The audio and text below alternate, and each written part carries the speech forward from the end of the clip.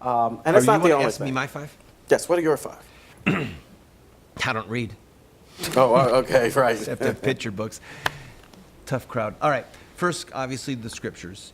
What I have been telling leaders for 20 years, the second most important book that you could read if you want to be a leader is William Manchester's treatment of Churchill called The Last Lion Alone.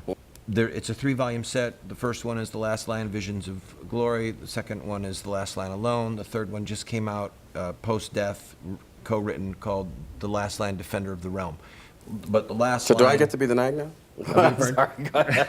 Yes, please, be the nag. All right, so go on with it, Randall. All right, so The Last Lion Alone. And if you want to maybe grasp what you're saying about the Declaration and really solidify your thinking in the connection between civil governance and the scriptures, and that this is a theocentric government, or it was a theocentric government, Gary Amos defending the Declaration would be a good primer for that. Then, know thy enemy. If you really know the scriptures and you can really articulate theocentric governance, Old and New Testament applied to the purpose of government and the limits of government. If you get that, then I would read the Communist Manifesto. I would know the Communist Manifesto to see the insidious nature of our current Democratic and Republican leaders, that we have become, without firing a shot, we have become a Marxist experiment. I would recommend, again, To Know Your Enemy. I would recommend Ibn Ishaq's treatment of Muhammad, The Life of the Prophet Muhammad by Ibn Ishaq. He wrote that about 100 years after Muhammad's death. I believe that Islam is the single greatest threat on the face of the earth to the human race. And if you want to understand Islam, you have to understand Muhammad. And this is a very clear treatment of Muhammad's life that will disabuse anyone of the idea that Islam is an inherently peaceful religion. So, how many did I do? No, 5. I think that was 4. Did I do? I did. That was 5. So, all right.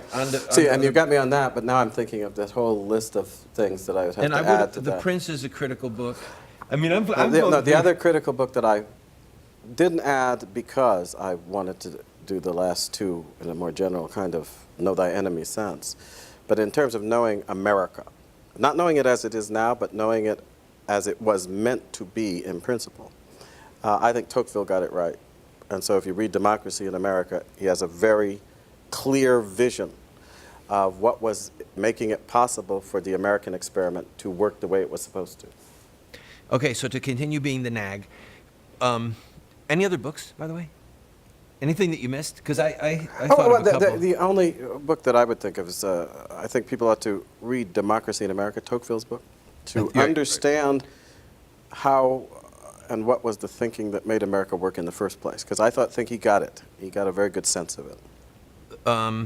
Another, the Melian Dialogue would be good, from Thucydides' History of the Peloponnesian Wars, to see the mindset of it's Machiavelli applied. Might makes right. Anyway, I had all these books shooting through my head. Well, if you start talking books, we could be here forever. Let's do this for the rest of this time together. You can just interject a book at any moment. It has no context, no bearing, nothing. Okay. Just any book. Oh, and read that. So, there you have it. The books that you might want to read, the problem with the leadership of the Republican Party. And of course, it begs the question, which Dr. Keyes and I are both involved with Tea Party activities, but the question is, who's going to control the Republican Party? Will it be pro-life, Tea Party, defenders of marriage, or will it be the Karl Roves of this world? And right now, the battle is fully engaged. Goliath, that is the old guard, they haven't given up the fight, but if this country is going to be restored, I think that battle is going to have to be waged. If you want to read more, if you want to take advantage of all of the teaching tools that we have for free, go to our website. Don't just watch The Voice of the Resistance, become a part of the resistance.